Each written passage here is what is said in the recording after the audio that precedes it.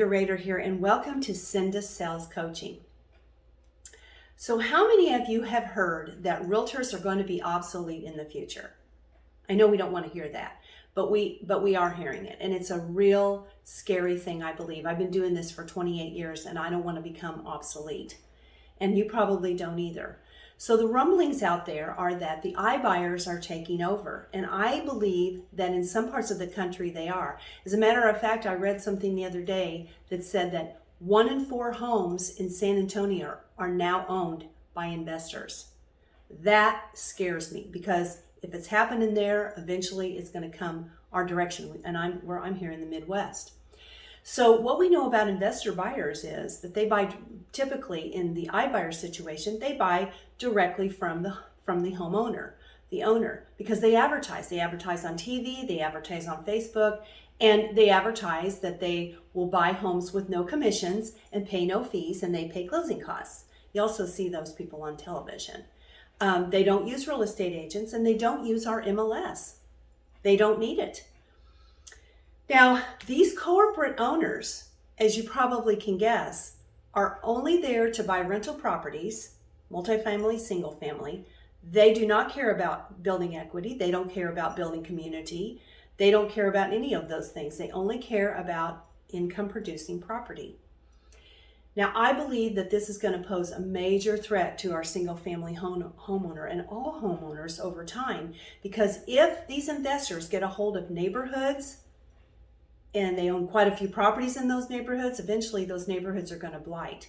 Because with no one there, with no skin in the game, with no homeowner there to maintain the property, to, again, build a community with the neighbors around there, no reason to keep the properties up, it's going to blight the neighborhood.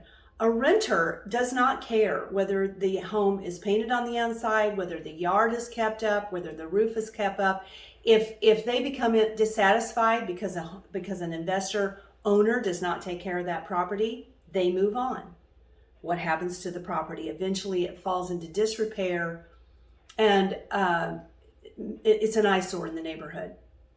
If you have multiple ones of those, think about that for a minute. Now, as a real estate agent, your job is to become experienced in your job. You're supposed to know what's going on in the market. You're supposed to know what's going on in the market you work in. You're supposed to know how to prove your value to a homeowner.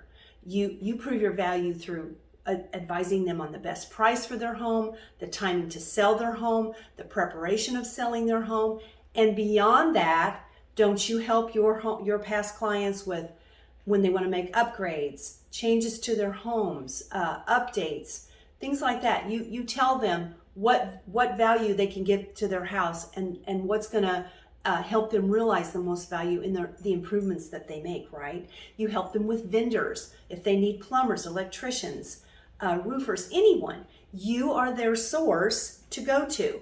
An iBuyer or a corporate buyer, they're not going to help people with home ownership. They don't care about that. Remember, they're only into income producing properties. I want to say too that, and this may sound derogatory, but I really feel like they are equity stealers, because they don't tell people. Listen to the guys on television that talk about they're going to buy your home. They don't say, they say, oh, we can make it convenient for you. You don't have to pay commissions, and you don't have to pay fees, and you don't have to pay closing costs. But I never hear them say, we're going to give you fair market value for your home. We buy ugly homes, and we buy crummy homes. And oh, by the way, we buy good homes too. We can make it easy.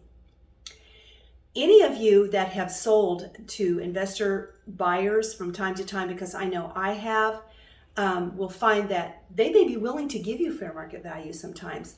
But then oftentimes, if something comes up on an inspection item or something they don't like, they'll beat them up really good on the backside. And what I mean is they'll ask for lots of repairs. They may ask for unreasonable repairs. Things can happen. Now, sometimes that happens in our world too, but because our market is so fast-paced right now, and we may have multiple offers that are making offers on that property, things don't work out with the first one, we can go to the next one, and on until we can get a really good buyer that takes us to a closing. So if you don't want to become one of the obsolete realtors, I know I don't, start proving your value. Start, if you need training and coaching, get the skill set that you need.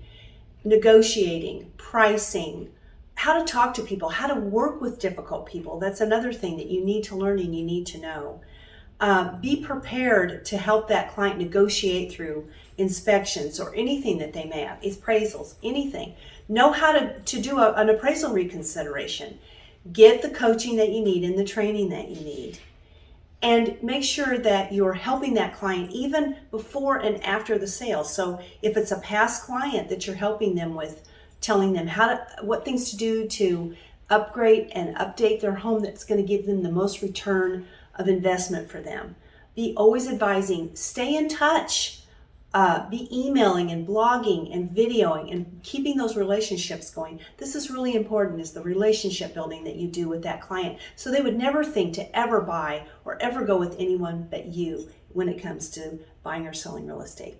So if you have other questions about that, or you want some one-on-one training, please reach out to me at 816-365-9807, or you can visit my website at cindasellscoaching.com, where you can sign on for our online course.